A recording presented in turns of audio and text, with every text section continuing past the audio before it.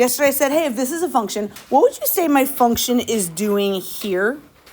My function is increasing. My function is increasing because f prime is what? Positive. I love it. What's my function doing here? Decreasing. Because my f prime is negative. I'm going to put my f prime as positive over here, meaning f prime is positive. I have a positive slope, negative slope. And then my function's doing what over here? Increasing because the slope is positive. Love it. You guys, what would we have here then? Zero slope. Agreed. My slope is 0.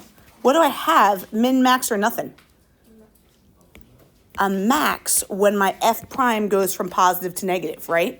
What about, let me change my graph. My graph looks like this. That's my graph. What do I have here now? Can I have a minimum there? Yeah. What's my f prime there? It's undefined because it's a corner, right? So I have no slope there. So my slope went from negative to undefined to positive. So my slope still changed signs, even if we go, so we're gonna have maxes and mins when my slope goes from, when it's 0 or undefined. Those are my critical points. That's what we were finding yesterday. Here we go. The derivative of f is given by this derivative here. On what intervals is f increasing? For my function to be increasing, I like to write myself the note. That just means my derivative is positive. My derivative is positive. Did I give you the derivative? Hey, did I give you the derivative? Yeah. You're welcome. Let's go find out when it's positive. That just always means set it equal to 0. Always just set it equal to 0 first. So I'm going to see when is this equal to 0. What would we do first? When we got two x's, I don't want to throw an x on one side and an x on the other. What could you do instead? Yeah, I think you're saying the same thing. Factor out a 3x. What are we left with? X minus, I'm going to take an x minus 4 only because I'm going to take out an x when I factor it. Yeah, perf. You guys, then to figure out those critical numbers, you just set each of those things that were like kind of in parentheses, this guy and this guy, set them each equal to 0. Let's go see when they're each equal to 0. What would this one be? 0. Add 4 and x is beautiful. You guys, these are critical points. These are critical points, and we haven't done a sign chart yet. Today's the first day of this. Okay. So these are some critical points, but a critical point is also when f prime is undefined.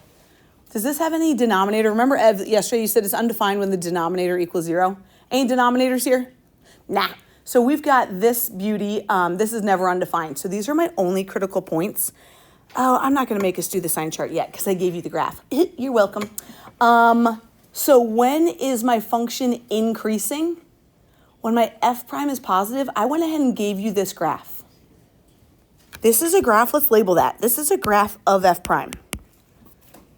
When would my f prime be positive in this graph? Anything above the 0. I love it. Here and here. Awesome, Margie. Question. Do you agree we got a 0 right here and we got a 4 right here? We found those critical points algebraically even if we didn't have a graph, and I'm going to show us how we would have figured this out without a graph on our next one. How would we say it says on what intervals? So for what x values is this function increasing? And we know it when my f primes are positive. Anyone have any idea how we'd say that? From how would my x's be described if I have to go? Less than 0. Okay, I love it. And I was hearing a negative infinity to 0, or x is less than or equal to 0 or less than 0, whichever. I'm good with either of those ratings. What about the other one? X is greater than 4 or from 4 to infinity. I'm good with either one. My slope on page 8, the top question, we skipped it. And it's calculator active, so it'll be good to see our calculator today. Page 8. Sorry. Whew. They gave us f prime. When is f increasing? When f prime is doing what? Yeah. when f prime is positive. That's when f is increasing. Take a peek at this graph, you guys. We got to figure out where f prime is greater than 0 or positive. They gave us f prime. I'll even graph it for you, honestly, just to save you time, because I think I already have it typed in. Here's the graph, people. Here's the graph. Here's what I want you to do. Give yourself a sketch of this. Here's the graph. The graph looks like this. Woo! That's f prime. Just to save you time, that's what we got. You guys, they said, where is f increasing?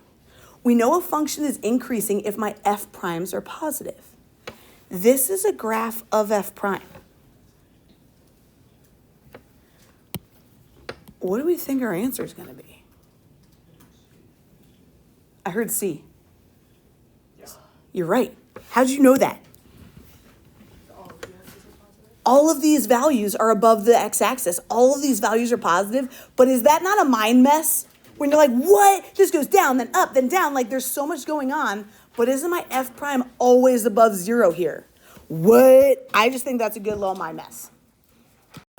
So again, when it says, hey, they just gave us f, where is f increasing? If they want to know where f is increasing, again, I like to write myself a note. That means when my f prime is bigger than 0.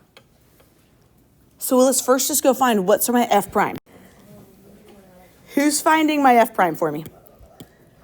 Oh gosh, go ahead. Go ahead, Ev. 4x to the third is 2x. Beautiful. Ev, every single time, if we got to find if this is greater than 0, let's first find where it's equal to 0, and then we'll go from there. Let's go find those critical points. Ev, what can I factor out of a 4x cubed and a 2x? 2x. Leaving me with a 2x squared plus 1. Very good. Very good. Ev, when do each of these equal 0? When would 2x equal 0? X is 0. Agreed. That's one critical point. Ev, this one is a little funky. When is 2x plus 1 going to equal 0? Ev, you agree we'd subtract 1. We would divide by 2. And then I'd have the square root of negative 1/2. Guess what we don't have to worry about? Imaginary numbers at all. So this, you're just like, dude, get out of here. Okay, okay, so this is a new thing. We don't have a graph to look at, right? Bear with me. We're going to do this once and you're going to be like, wait, but we're going to get it. We have to make a little chart. And we've always put our critical numbers on this chart, but we only in this case have one critical number. So we're going to say 0 is my critical number. And I'm going to give it some kind of shape around it just to clarify that's my critical number. That's what my answer is going to be based about. Look what they did, you guys. We've got, they were trying to see if we were going to forget about that negative under the root, but that's them trying to be ornery of thinking that we could do imaginary numbers, which this still isn't imaginary, but I'm thinking those are not my answer because those are not even values. See how both these answers involve that 0? Okay. What we got to do is 0 is my x value. Do you agree? So I say, all right, 0 is an x coordinate. I'm going to plug that into my derivative, and that's going to tell me what my function is doing. So I kind of put these things here. And again, I know that this is going to be uncomfortable the first time we do it. You guys, 0 is the only point that some kind of min or max could be happening at. So we need to check what's going on to the left of it and to the right of it. So we just pick any number smaller than 0. Give me any number out there less than 0. -1. Could we have done -10? For sure. -100. Great. Give me a number to the right of 0. Great. What you do with that value, whatever you choose, is you plug it into your first derivative.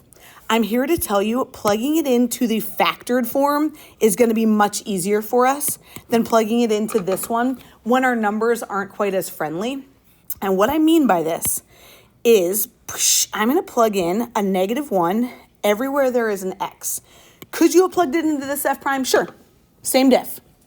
J bro, if I plug in, okay, real fast. J bro, you agree for f to be increasing, my f prime has to be greater than 0. I don't need an exact value. I just need it to be positive. I don't care what my f prime value is here. I just am curious of its sign, positive or negative. So J bro, if I put a -1 right here, Would this give me a positive or negative value? 2 times negative 1 is going to get me a negative value. So I'd have a negative times, what about a negative here, J-Bro? Negative squared would make it positive times 2 plus 1. This quantity would be positive or negative. Great. So a negative times a positive would get me what? A negative. So anything to the left of 0, my first derivative would be negative. And if my first derivative is negative, I kind of like to show it. That means my function is going to be going down. If my slope is negative, that means my function is going down. It's kind of showing me the shape of it. Okay, and again, this is going to be a little uncomfortable the first time we're doing this. At 1, I'm going to go plug in 1 again into my derivative. Guys, what happens if I put a positive 1 in here? Positive or negative? Positive. What about a positive 1 in this quantity? Yeah, what's a positive times a positive? So anything, when I plugged in any number bigger than 0, the first derivative would be positive. And if my first derivative is positive, that just means that my function is increasing. It's a little funky. Bear with me. What this is telling me is the shape of my graph. It's saying before 0, my graph would be decreasing. And then at 0, then after 0, my graph would be increasing. So this graph just looks like a parabola. Now, for this part, where could we say my function is increasing? To the left of 0 or to the right of 0? To the right of 0. Which answer do we want to say? C, 0 to infinity. So this is how we do it without a graphing calculator. Woof, it's not as easy. I wish that we could just look at a graph. Yeah, Ev. Let's take a peek at this guy. This says, hey, G is given here. Where is G decreasing? I'm like, okay, if G is decreasing, that just means G prime is what? Less than 0, negative, perfect. Let's go find G prime, you guys. Let's go find G prime. Who's got my G prime for me? 1/3 and the 3, Margie, they're going to cancel out. What are we left with, girlfriend? Love it. Plus 3x minus 70. Awesome. She's saying that was convenient that those exponents match the denominators. You welcome. Okay, you guys. Again, for us to figure out when it's less than 0, let's first start with equal to 0. Okay, last one, Ev, you were able to just factor out a GCF. This one we're going to have to toot or O-toot, you guys. Toot. Love it. What multiplies to be negative 70? Thanks, Schmid. Multiplies to be negative 70 adds to be a positive 3. 10 and negative 7, agreed. So we got x plus 10, x minus 7, multiplies to be negative 70, adds to be 3, agreed. Okay, where does this equal 0? Where are my critical points? Blank and blank. 7 and negative 10, way to get the opposites. Negative 10 and 7 are my 2 critical points. You guys, is my critical point, is my derivative going to ever be undefined? Nah, we don't have any fractions here. We good. You guys, I promise at some point we will. Check this out. We will have an undefined. We'll get there. Okay, again, this is awkward. This is ugly. Stay with me, I promise. It's saying, hey, my critical points go on this number line. Always smallest to biggest. So I'm going to say negative 10 is one of them. And I'm going to say 7 is one of them. And I like to put them, again, in a square or rectangle so that I don't get them confused with the numbers that we're going to check around them. What I like to say is these are x values. I'm going to plug them into my derivative to see what's going on with my function. That's my little setup for this chart. If your chart doesn't look like mine, that's okay. If I were to plug in this value that I've circled into my derivative, isn't that going to get me 0? You know what I mean? That's why we're not plugging in the critical points. We got to plug in something smaller. Give me a number that you want to try that's smaller than negative 10. Sure, get on with your wild self. Negative 11. Between negative 10 and 7? 5. Bigger than 7? 10. Great. Jinxies. Okay, you guys, again, you're going to just plug this into the factored form of the derivative because it's going to make our life easier. You're going to plug it in right here. I do not care what the value is. I'm curious if G prime is negative or if G prime is positive. If I put in a negative 11 right here, what's this value going to be, positive or negative? Negative times, negative 11 minus 7 would be positive or negative. A negative times negative is a, so anything before negative 10, my derivative is positive. That means that my function's going like this. What about something between? If I plugged in a 5, whoosh, here, 5 plus 10, positive or negative? Positive. 5 minus 7, positive or negative? Negative times a positive? Negative. If my G prime in this case is negative, my G is decreasing. 10. If I plugged in a 10 here, this quantity would be 20. This quantity would be 3. 20 times a 3, it's going to be positive or negative. Beautiful. And if my G prime is positive, that my function's doing this. Bless you, Schmid. You're welcome. Question. Guess what I just drew, kind of? Check this out. Doesn't this look like if my function's increasing and then decreasing and then increasing, doesn't that look like a cubed graph? I could have made it more obnoxious. I could have been like, woo, woo, woo. Cubed, isn't my original function a cubed graph? Huh. So I kind of know the shape of it. And it said, where is G decreasing? Where is G decreasing? Wouldn't G be decreasing when the G prime is negative? We said that. G prime is less than 0. From what X to what X is that happening? Nice, Beck. Did I say from 5 to 10 or any of these pink numbers? I didn't, because these critical numbers are what dictate my answer. So he's like, okay, from negative 10 to 7, boom, my answer is D. Peeps, we got this. We got this. Let's just try. I just want to practice. I just want to get, yeah, this is good. Then we're going to practice this. We'll have time to practice this here. It says with the I gave you the derivative this time.